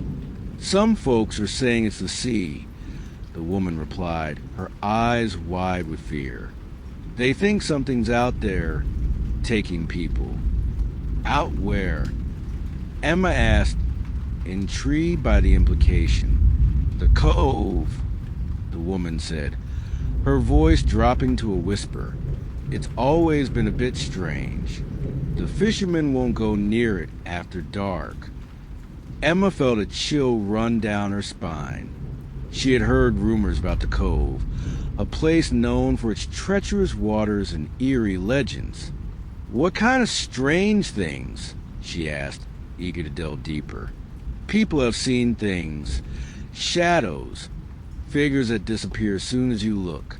It's been that way for years, but now with all these disappearances, it feels like something is happening," the woman explained, her voice trembling. "Thank you for sharing that," Emma said, her mind racing with possibilities. She finished her coffee and paid the bill, determined to explore the cove for herself. As she made her way toward the shoreline, the cool breeze brushed against her skin, and the sound of waves crashing against the rocks filled her ears. The cove stretched out before her, its waters dark and turbulent. She could see the jagged cliffs rising in the distance, their silhouettes ominous against the setting sun. Emma took a deep breath, collecting her thoughts as she surveyed the area. She needed to gather more information about the disappearances and the legends surrounding the cove. With her notebook in hand, she began to take notes, documenting her observations and the stories she had heard. As she walked along the beach, she spotted an older man sitting on a weathered log, staring out at the water. He looked like he had seen his fair share of storms, both in life and on the sea. Emma approached him cautiously, sensing that he might hold valuable insights. "Excuse me, sir," she said, her voice friendly. "I'm a journalist, and I'm investigating the recent disappearances in Hawthorne Bay. I was wondering if you might have some information to share." The man turned to her, his gaze piercing. "Disappearances, you say?" "Aye. They've been happening for years," he replied, his voice gravelly. "The sea takes what it wants. It always has." "What do you mean?" Emma pressed, intrigued. "There are legends about the cove," he continued, his eyes distant. "Some say it's cursed, that the spirits of those lost at sea linger there, waiting for their chance to claim the living." Emma felt a sense of unease wash over her. "Have you seen anything unusual?" she asked, eager to learn more. He shook his head, a sad smile crossing his face. Just the usual. Shadows in the water, whispers in the wind. But I've seen good men go missing, and it breaks my heart. What do you think is happening to them? Emma asked, leaning in closer. It's the sea, lass.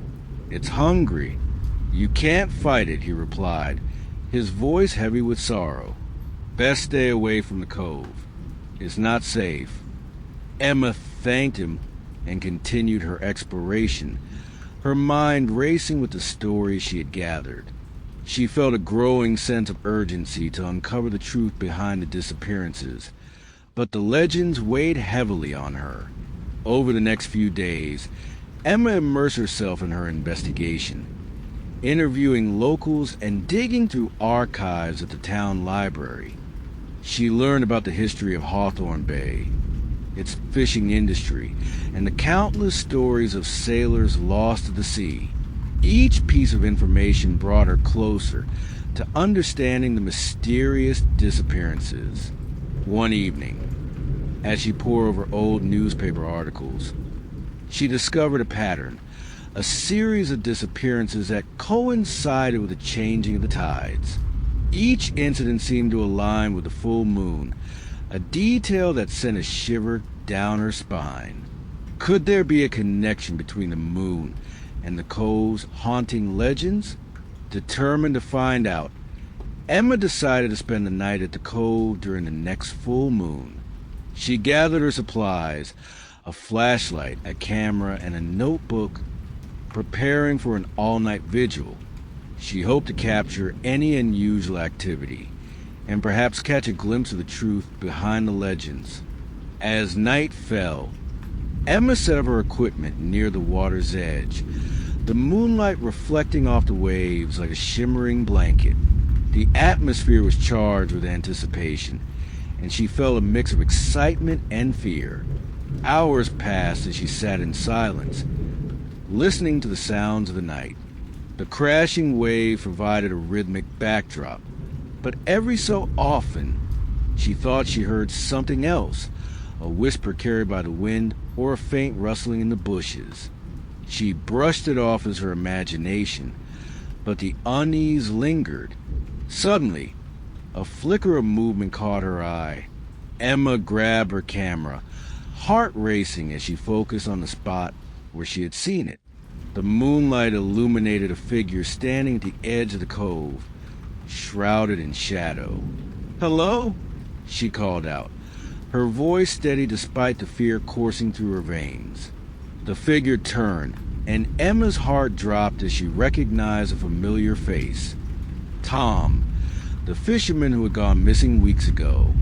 His clothes were tattered, and his expression was vacant, as if he were in a trance. "Tom!" Emma shouted, rushing toward him. "What happened to you?" He stared at her, confusion clouding his eyes. I don't remember," he mumbled, his voice distant. "I was taken." "What do you mean, taken?" Emma pressed, desperation creeping into her voice. "By who?" "The sea," he whispered, his gaze drifting to the water. "It calls to you. You can't fight it." Emma felt a chill run down her spine as she realized he was not alone. Shadows began to emerge in the darkness, figures rising from the water's edge, their faces twisted in anguish. They were the lost souls of the cove, drawn to the living, their voices echoing in the night. "Run!" Emma screamed, her instincts kicking in as she turned to flee. She sprinted back toward the safety of the shore, her heart pounding in her chest as she glanced back at Tom and the figures. They were advancing, their movement slow yet relentless.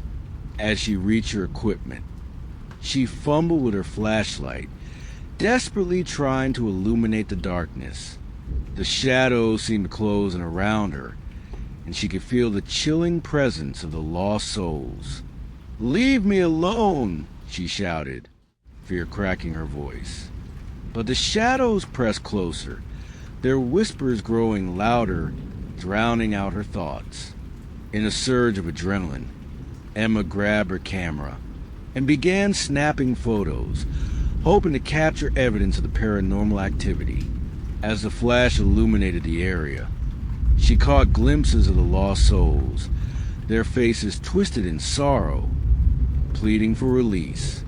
With each flash, the shadows recoiled, momentarily halted by the light. Emma realized she had to use it to her advantage.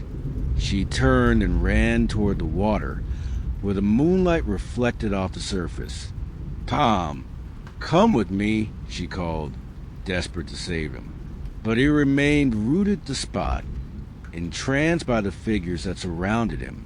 "Join us," they whispered, their voices haunting and melodic. "The sea calls to you." Emma felt a surge of desperation as she reached the water's edge, the waves lapping at her feet. "You're not lost. You can fight this," she shouted, willing Tom to break free from their grasp. But he only stared into the abyss, lost in the depths of the shadows. Emma turned, knowing she had to escape. She sprinted back to the shore, adrenaline propelling her forward as she glanced back one last time. The figures had begun to dissipate, merging with the darkness as the flash of her camera faded. She reached the safety of her car, her heart pounding as she fumbled with her keys. The sound of the whispers lingered in her ears, a haunting reminder of the souls she had encountered. As she drove away from the cove, Emma couldn't shake the feeling of dread. Tom was still out there, lost in the shadows, and she had to find a way to save him. The mysteries of Hawthorne Bay ran deeper than she had imagined, and she was determined to uncover the truth. The next day, Emma returned to the diner, hoping to find answers. She sat at the counter, her mind racing with thoughts of Tom and the figures she had seen. Betty noticed a look of worry etched on her face and approached. "Everything all right, dear?" she asked gently. "No, it's not," Emma replied, her voice heavy with emotion. "I think I saw Tom last night, but he wasn't himself. There were shadows, lost souls. I don't know how to help him." Betty's expression shifted to one of concern. "The cove is a dangerous place," she said quietly. "It's said that those who are taken can never return. You need to be careful." "I can't just leave him there," Emma insisted, determination surging within her. "There has to be a way to save him. Some say there are rituals, ways to communicate with the lost," Betty suggested. "But it's risky. You could get pulled into their world." Emma felt a mix of fear and hope. "I have to try. If there's a chance to bring him back, I can't ignore it." Betty nodded, understanding the weight of Emma's decision. "Just be careful. The sea holds many secrets, and not all of them are meant to be uncovered." As Emma left the diner, she felt a sense of purpose. She would find a way to communicate with the lost souls of the cove and bring Tom back. She began researching local legends and folklore, seeking any information that could guide her in her quest. That evening, she returned to the library, poring over old books and articles. She discovered tales of rituals performed by the indigenous people who had once inhabited the area, designed to honor the spirits of the sea and seek their guidance. One particular story caught her attention, a ritual involving offerings and a full moon. "Perhaps this is it," Emma murmured to herself, determination igniting within her. She gathered her notes and made a plan to return to the cove during the next full moon, prepared to confront the darkness that had taken Tom. As the day of the ritual approached, Emma gathered items that held significance: flowers, shells, and personal mementos that connected her to Tom. She believed that these offerings would help bridge the gap between the living and the lost. On the night of the full moon, Emma arrived at the cove, her heart racing with anticipation and fear.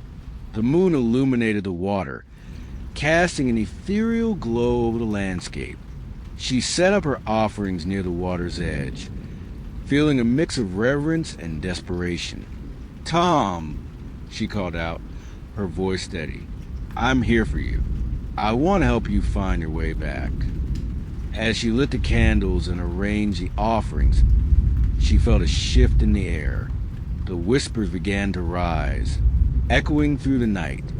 "Join us," they beckoned, their voices haunting and melodic. Emma closed her eyes, focusing on the connection she felt to Tom. "You're not lost, Tom. You can fight this. Remember who you are." As the whispers swirled around her, she felt a wave of energy wash over her. The shadows began to take shape, forming into the figures of the lost souls. They reached out, their hands extended, but Emma stood firm. "I won't let you take him," she shouted, her voice rising above the chaos. "Tom, you're stronger than this." In that moment, she felt a surge of power as she concentrated on the love she held for Tom. "Come back to me," she cried, her heart breaking as she reached for the shadows. Suddenly, a figure emerged from the darkness, stepping forward. It was Tom, but he looked different, hollow and lost. "Emma?" he whispered, his voice distant. "Yes, I'm here," Emma shouted, tears streaming down her face. "I've come to bring you home." The shadows recoiled, their whispers growing frantic as they tried to pull him back. But Emma stood her ground, determination coursing through her veins. "You don't belong to them, Tom. You belong with me."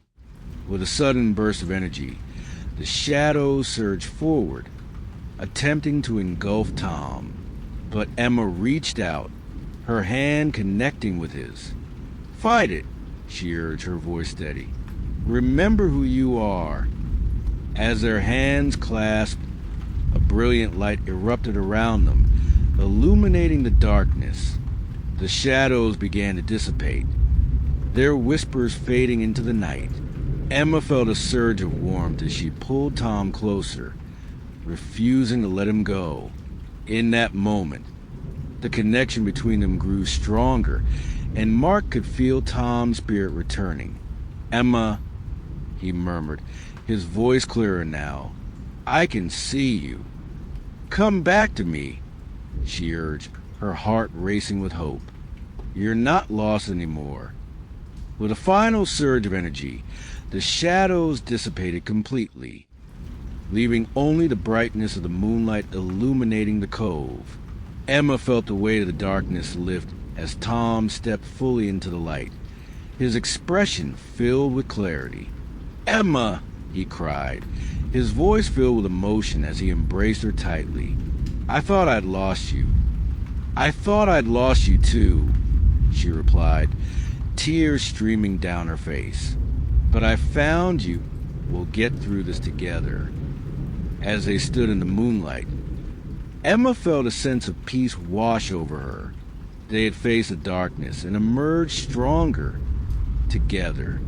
The cove was no longer a place of fear. It had become a symbol of their resilience and love.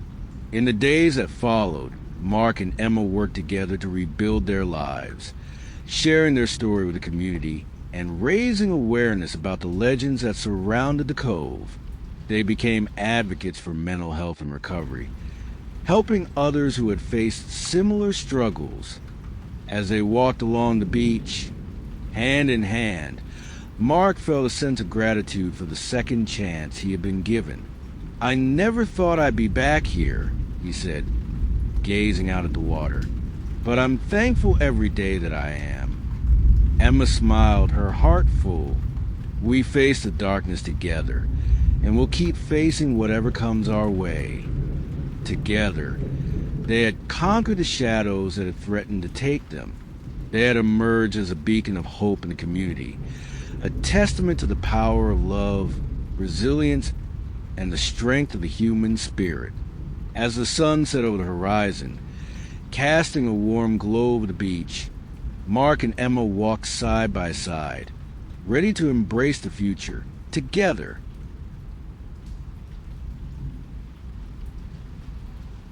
The rain drummed steadily against the window of Jack Sullivan's office, a rhythmic sound that matched the tension in the air. Jack was a seasoned private investigator, known for his tenacity and keen eye for detail. He had seen a fair share of cases in his time, but the one that had landed on his desk this morning felt different, more complex, more personal.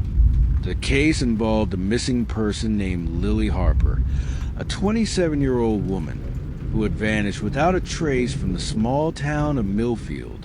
Her family was frantic, and they had turned to Jack for help.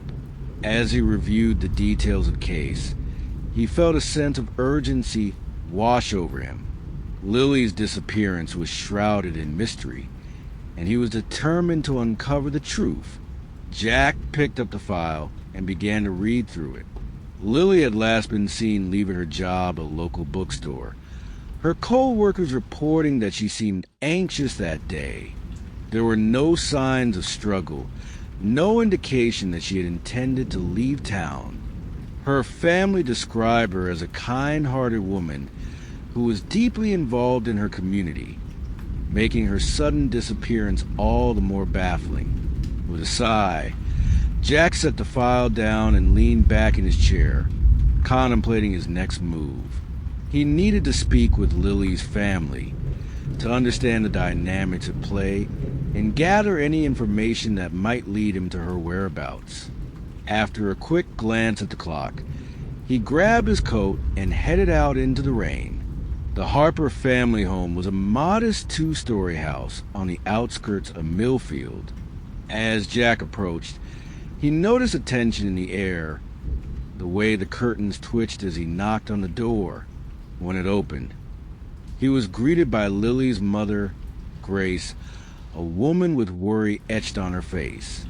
"Mr. Sullivan, thank you for coming," she said, her voice shaky. "We're desperate to find Lily." "I'm here to help," Jack replied, stepping inside as she led him to the living room. The walls were adorned with family photos, but Jack couldn't help but notice the emptiness that filled the space. Lily's absence was palpable, a shadow that loomed over the family. "We've tried everything," Grace continued, her eyes glistening with tears. "The police haven't found any leads, and we're running out of options." Jack nodded, taking a seat across from her. "I'd like to ask you some questions about Lily and her life. Anything you can share will help." Grace took a deep breath, her hands trembling as she clasped them together. "Lily was happy, or at least we thought she was. She loved her job at the bookstore and was involved in the community.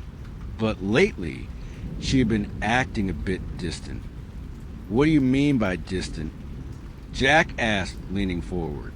"She seemed preoccupied, like she was carrying a heavy burden," Grace explained.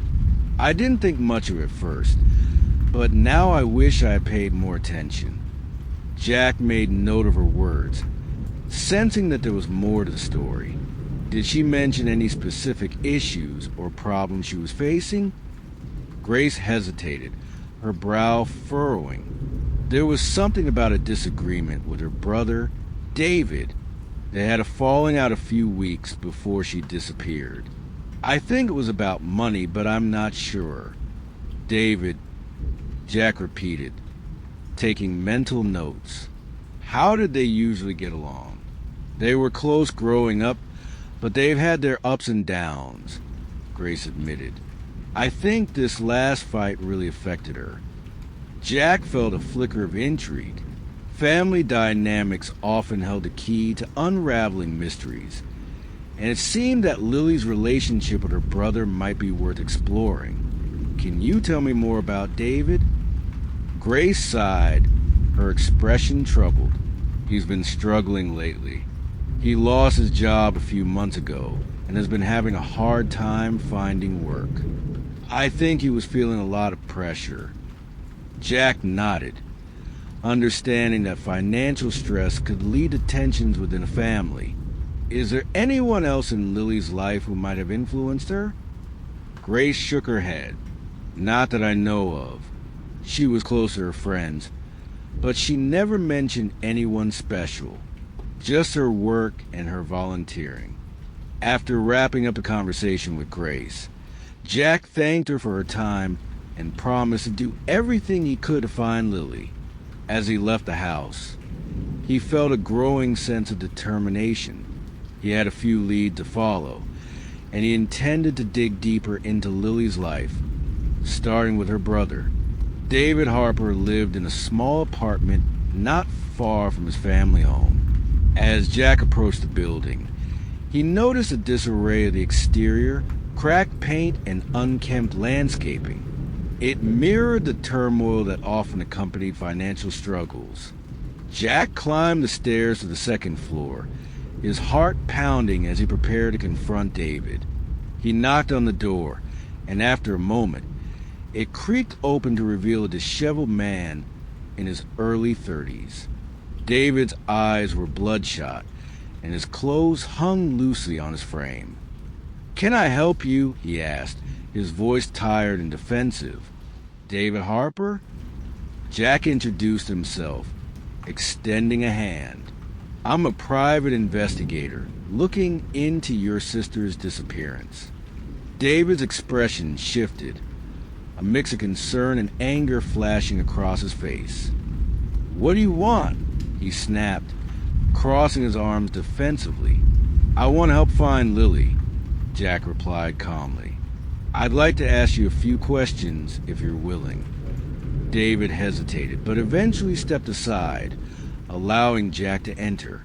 The apartment was cluttered, and the smell of stale takeout hung in the air. Jack took a seat at the small table, trying to gauge David's demeanor. "Lily's missing, and we're all worried about her," Jack said, keeping his tone neutral.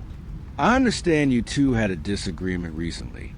Can you tell me about that?" David's expression hardened, and he clenched his jaw. "It was nothing, just a stupid fight about money." "Money?" Jack pressed, sensing a deeper issue. What was the disagreement about? "I borrowed some money from her," David admitted, his voice laced with frustration. "I've been struggling to find work, and she was trying to help. But things got heated, and I said some things I regret." Jack noted the shame in David's voice. "Do you think that could have affected her? Made her feel like she had to distance herself?" David sighed, running a hand through his hair. "I don't know. We always argued about money, but she's always been there for me. I didn't think it would push her away like this." "Did she mention anything else that was bothering her?" Jack asked, hoping to uncover any additional insights. "Not really," David replied, his frustration palpable. "I just wish I could talk to her. I didn't mean what I said. I was just angry." Jack sensed a guilt weighing on David, but he needed more information. "Have you heard from her friends? Did she confide in anyone else?" David shook his head. "No, I haven't heard anything. I've been so wrapped up in my own problems that I didn't even think to ask." As the conversation progressed, Jack began to piece together the dynamics of the Harper family. The financial strain on David seemed to have caused rifts, but there was still something missing, a key detail that could lead him to Lily. "Is there anything else you can think of that might help?" Jack asked, leaning in. David hesitated, his brow furrowing. "There's a guy she mentioned once. A friend from work named Evan. She said he was going through some stuff too. I don't know if it matters, but she seemed concerned about him. Why do you think that might be relevant?" Jack inquired, intrigued. I don't know. Just a gut feeling, David admitted, his voice laced with frustration. Maybe she was trying to help him. She's always been the type to take on other people's problems. Jack made a note of Evan's name, sensing it could lead him closer to the truth. Thank you for your honesty, David. I'll look into it. After leaving David's apartment, Jack felt a renewed sense of purpose. He had gathered valuable insights, but he knew there were more layers to uncover. He decided to pay a visit to Lily's workplace, the bookstore where she had spent so much of her time. The next day, Jack entered the quaint little bookstore, the scent of paper and ink filling the air. He approached the counter, where a young woman with bright red hair was sorting through a stack of books. "Can I help you?" she asked, her tone friendly but cautious. "I'm looking for information about Lily Harper," Jack replied, introducing himself. "I'm a private investigator, and I'm trying to find her." The woman's expression shifted, concern etching her features. "Oh no, I've heard about Lily. It's terrible what's happened. Do you know her well?" Jack asked, hoping to glean more information. "Yes." She worked here part-time. "She was always so cheerful and dedicated," the woman said, her voice tinged with sadness. "I can't believe she's missing. It doesn't make sense. Did she ever mention anything unusual or concerning?" Jack pressed, eager to uncover any potential leads. The woman hesitated, her brow furrowing. "Well, she did mention feeling stressed lately. Something about a friend of hers who was going through a rough patch. She seemed worried about him." "Do you remember his name?" Jack inquired, his interest piqued. "Evan," she replied, nodding. "She mentioned him a few times. I think he was struggling with some personal issues." Jack felt a sense of urgency. Evan seemed to be a recurring connection in Lily's life, and he needed to track him down. "Do you know how I can reach him?" he asked. "I'm not sure, but I think he lives nearby. He used to come in here frequently, but I haven't seen him in a while," she explained. "Thank you for your help," Jack said, making a note of Evan's name once more. He felt the pieces beginning to come together, but he needed to find Evan and see what he knew about Lily. After leaving the bookstore, Jack made his way to the last known address for Evan.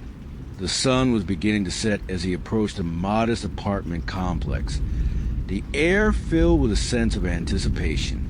He climbed the stairs and knocked on the door, his heart racing as he waited for a response. Moments later, the door creaked open to reveal a disheveled young man in his late 20s.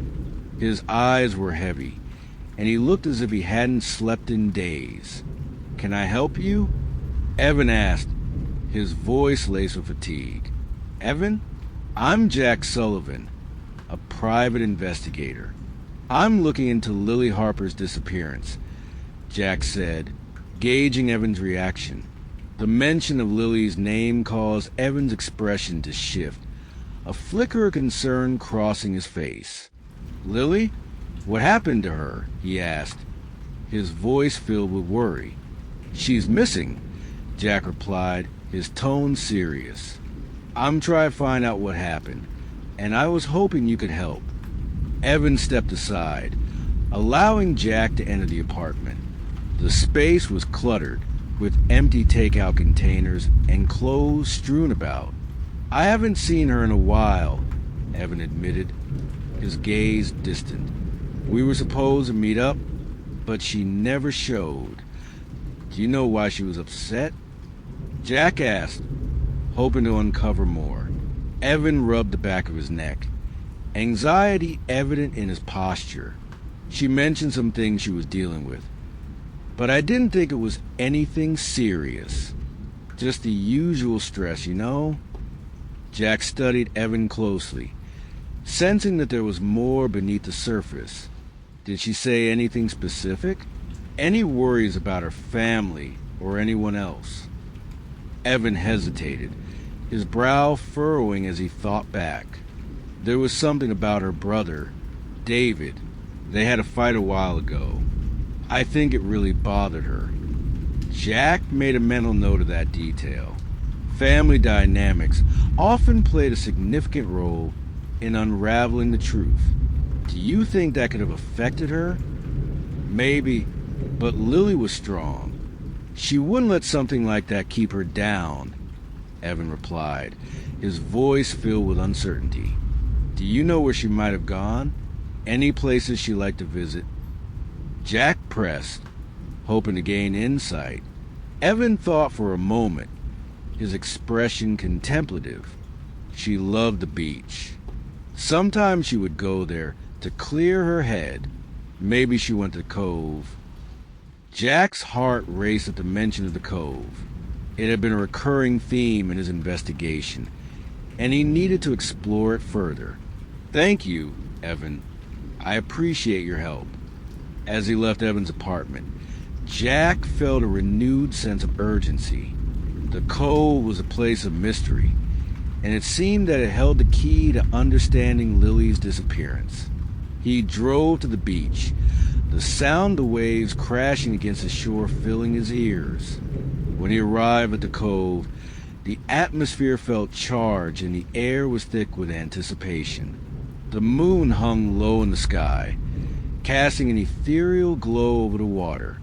Jack stepped onto the sandy shore, his heart racing as he scanned the area. He recalled the stories he had heard about the cove, the legends of lost souls, and the whispers that echoed through the night. As he walked along the shoreline, he felt a connection to Lily, a sense that she was still out there, somewhere. Suddenly, a flicker of movement caught his eye. Jack turned, focusing on a figure standing at the water's edge. It was a woman, her silhouette illuminated by the moonlight. As he approached, he felt a mix of hope and trepidation. "Lily," he called out, his heart racing. "Is that you?" The figure turned, revealing a face that was both familiar and haunting. It was Lily, but she looked different, hollow, as if she had been touched by the shadows. "Who are you?" she asked, her voice distant. "I'm Jack Sullivan. I'm looking for you. Your family is worried," he said, stepping closer. "I can't go back," she replied, her eyes filled with a strange emptiness. "I'm not safe." "What do you mean? What happened to you?" Jack pressed, sensing the urgency in her words. "The cove. It calls to you. It takes you," she whispered, her voice trembling. "I thought I could escape, but it's too late." Jack felt a chill run down his spine as he realized the gravity of her situation. "Lily, you're still here. You can fight this." But as he reached for her, the shadows began to close in around them, whispering secrets and beckoning her back to the depths.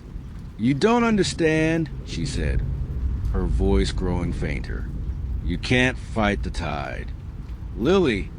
Jack shouted, desperation flooding his voice. "You have to come back with me. We can help you." But the shadows surged forward, enveloping her as she began to fade from view. Jack felt panic rise within him as he fought against the darkness. "No, I won't let you go." With a surge of determination, he lunged forward, reaching for her hand. "Fight it, Lily. Remember who you are." In that moment, the shadows recoiled, their whispers growing fainter as the moonlight illuminated the area. Jack felt a surge of energy as he pulled Lily back into the light, refusing to let the darkness claim her. "Come back to me," he urged, his voice filled with conviction. "You're not lost." As the shadows dissipated, Lily's expression shifted. "Jack?"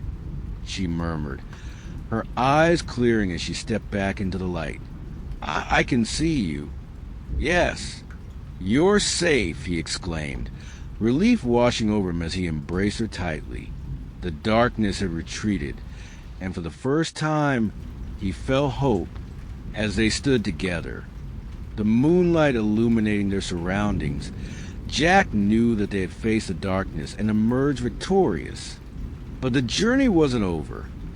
They still needed to uncover the truth behind the cove and the secrets that lurked within.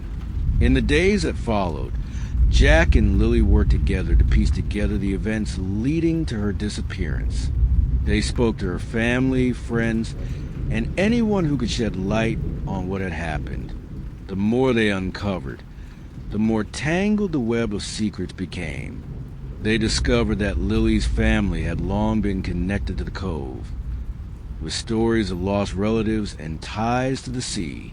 There were whispers of family curse, passed down through generations, and the weight of those secrets hung over them like a shadow.